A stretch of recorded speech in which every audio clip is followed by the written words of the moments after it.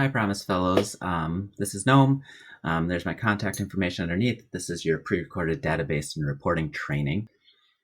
Yeah, and so I'm just going to jump into it. So just for grounding, I want to start with data privacy and FERPA expectations. And in order to understand this, you need to know what your site's sharing. So your site has already signed an agreement that has everything on the left. So the required pieces are just that. If you're a St. Paul public site, there's no SCI. You're one of the only sites that's true for. And then if you're a community-based member, MARS is essentially the unique ID number, and you don't have that. And then please check with your supervisor on sharing the pieces on the right. So with all of that information, that falls under the Family Education Rights and Privacy Act, or FERPA.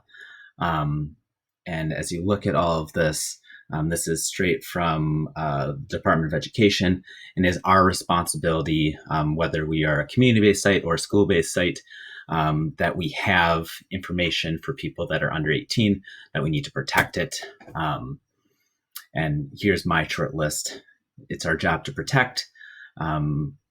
And then just make sure, especially if you're in the virtual world, as you read that third point, even if you're virtual, I have a lot of data up on my desktop all the time. So if I'm sharing my screen with somebody, I just want to make sure that I'm not accidentally sharing things I should not. When in doubt, ask your supervisor. Okay, so to get into the Promise Fellow NAC database, or the actual reporting that you're doing, this is what that demographics that I showed you will look like. You'll just be going in, putting that information. And then for those optional pieces, as you look at the bottom right, I can just quick move myself. Yes, I think I can. Okay, there I am. As you're looking at the optional pieces, most sites share whether a student's on an IEP or 504 plan, or if they're an English learner. But the other pieces are really case by case, and almost no site would share free or reduced lunch. But once again, just please make sure that you ask your supervisor. And then before we get into the reporting pieces, this is just once again, the baseline. You'll hear this a few times throughout either live trainings or virtual trainings. And as you do this in the NAC database, it will actually say yes or no whether a student qualifies. And you can always reach out to me if there's any complications along the way. So the overarching timeline right now, and every week you should be entering your interventions, aka the support time that you did. After you learn about WOOP goal setting in 101, you should be doing it. And then every quarter or trimester, you're updating a story and also sharing the ABCs, which is attendance, behavior, which we measure through SCI, just the plug at the bottom. That's just pre-post. And then C is work completion or course performance. So putting those pieces in after your quarter or after your trimester. So to start with the big pieces off the bat, baseline expectations, how many hours per week you're serving, so you can see the expected number of students. Please realize that you don't need to be serving those concurrently. So as a student comes, and unfortunately if they go, or if you just don't need to support them anymore, that still adds that one person. You don't need to figure out how to replace people at a certain point. So you're adding up to this amount. And then essentially a little less than a month in, I'm going to be giving you feedback on your baseline. So regardless of how many students you have, I want to give you feedback off the bat. So that way, if there are things that are missing, or there are pieces that you're doing incorrectly, that I'm giving you feedback sooner than later. So hopefully it becomes accessible and not frustrating. And then also there are benchmarks, aka after a quarter happens or after a trimester happens. That's when I'm expecting you to go in and update that attendance data, to update that work completion data, and then just double check and make sure that those weekly interventions and goal setting have been done. And then also sharing a great story, which I'll highlight in a second. So you can find all these in the Google training site. And I'm going to quick spotlight that. when you're at mnyouth.net, aka our website, you click that you are an AmeriCorps person, and you go down to current members, and you are a Promise Fellow. This is where you have the Google site. It'll just pop up.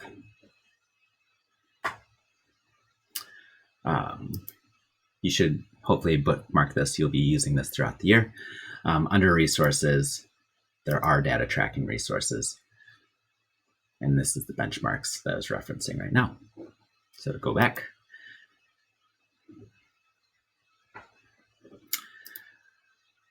Okay, so great stories. There is a very nice piece in the Google training site that is just this. Essentially, every quarter or every trimester, you're going in and just sharing a story that shares your reflections on those transformative changes or something that you've been going through, just because there's a lot of data, but that doesn't tell all the stories. So please make sure that you're updating those with every benchmark.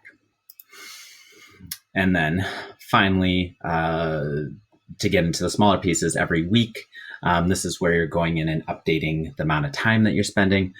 So you can see these definitions also within the NAC database that I'll be spotlighting here in a second. But it's sharing the amount of time within like the caring adult bucket, which is the National Dropout Prevention's strategy around informal mentoring and tutoring during the school day. Sharing any service minutes, that's just that, if it's any service or service learning time. And then out of school time, any after school or out of school activities. And then after you learn about WOOC goal setting in 101, you'll just be saying yes or no. I checked in with the student on their current WOOC goal. So right now, I just want to give you a quick logging in and overview of building a student. So if you are in the Google site, you do have a NAC link right here.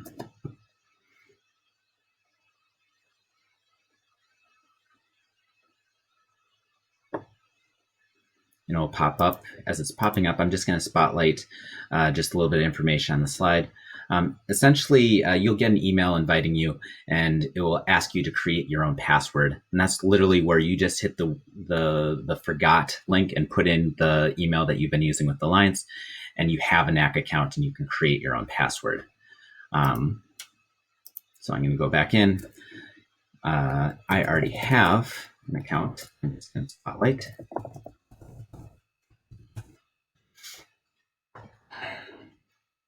And I'm just going to go into creating students and then also great stories.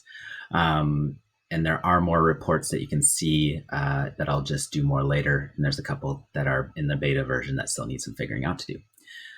So right now, when you go to add a new student, I'm just going to add myself. Go through, you can enter the MARS number. You might need to ask your supervisor. It's not always easy to find. I'm just going to say MARS number unknown for me. Grade,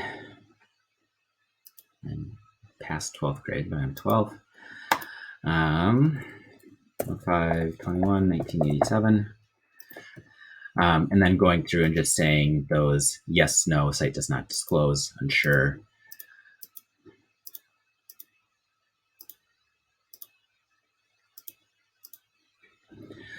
So that is creating a student. So right now it might take a second as it creates that student because it's populating all this information. All right, so right now I can see all these students. You will see all the students that are being served at your site. So this is where filters might be handy, so that way you can go in and just filter your students. So right now I'm going to go into GnomeWigs, view benchmark or interventions. And this is where I can see all that information I just did, and update baseline, which you'll be doing off the bat. So this is where you're going in and saying, you know, either last year, last quarter, last trimester, last whatever, you know, that's what I'm using to qualify a student. So let's say I have access to 1920 quarter 4 attendance data and they missed a whole bunch of days. I can go in and say in quarter 4, they missed 10 days, which means they had a 77% attendance rate, which is less than 90%. So they qualified. and they were tardy to school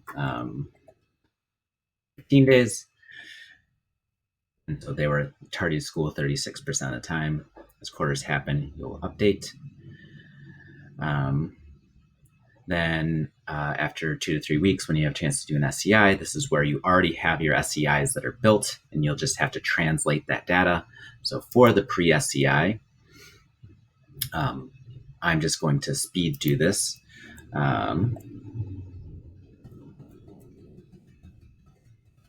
Go in and populate the SEI based off of the answers that you have, either in a written or your electronic form.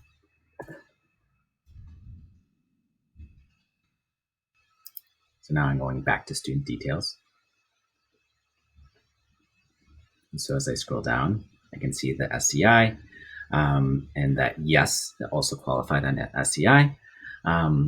And you have those averages. So I can see that this person, that the lower the number is, the less engaged they feel in that way. So needs some goal setting, and maybe family support for learning. And you might have more control of the goal setting for this student.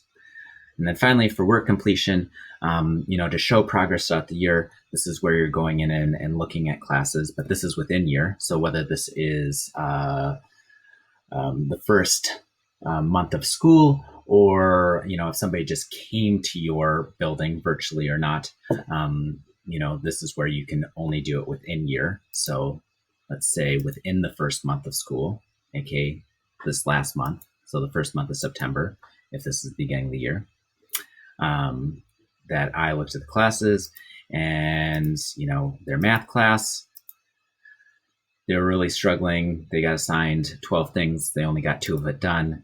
And so, this person is getting 11 to 20% of their work done. So this might take a little bit of math on your side. You can put a name in. That's mostly helpful if you're supporting 2 classes that are the same content. So 2 math classes, and that is, the algebra class. As you can see, it is starting to populate down here. And once again, you will update throughout the year, and I'll do another piece and ask you to do for future training. So I'm just drawing this out. Let's say social studies class, that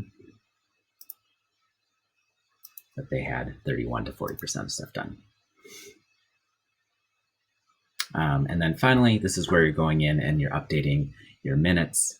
So like I said, in school Promise Fellows, most likely you're spending a lot of time doing those caring adult minutes. And this is just tracking on your support time. And so every week you should be going in and entering the amount of support time that you had with students.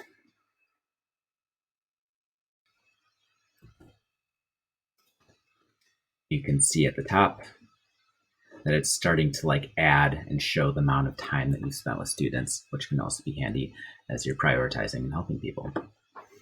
Okay, so to go back,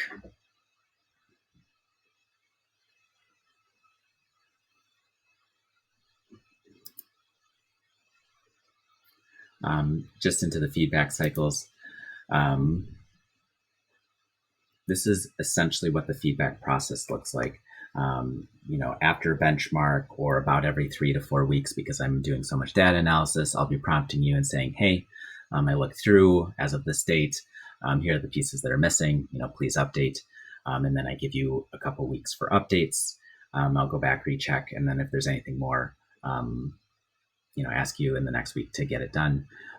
Just please work with your supervisor to account for any updates, missings, and then also just to show your student progress. Here's an example data feedback email. So I can't tell you what names of people are missing just through FERPA expectations. So I'm not sharing personally identifiable information through email. So this is where it's going to take, some knowledge or some sleuthing on your side. So I'll be giving you feedback throughout the year. Another feedback system or touch base is site visits. Your Promiseful leaders, William and Maya, will be touching base with you quarterly. Rachel, myself with your supervisors, and effectively just checking in on member hours, focus list creation, Promiseful activities, anything that's HR related. And then just addressing anything that's kind of like timely. So around like breaks, member hour needs, etc.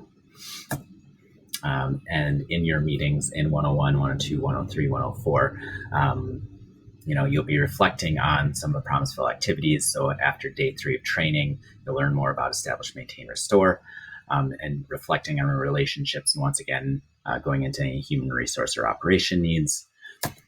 And finally, here's expectations and deadlines. You'll see some version of this throughout your first 4 days. The piece I highlighted here in blue is just making sure that you're building baseline interventions in NAC. So that way I can give you feedback, about a month into service. As always, reach out if you have any needs. Thanks.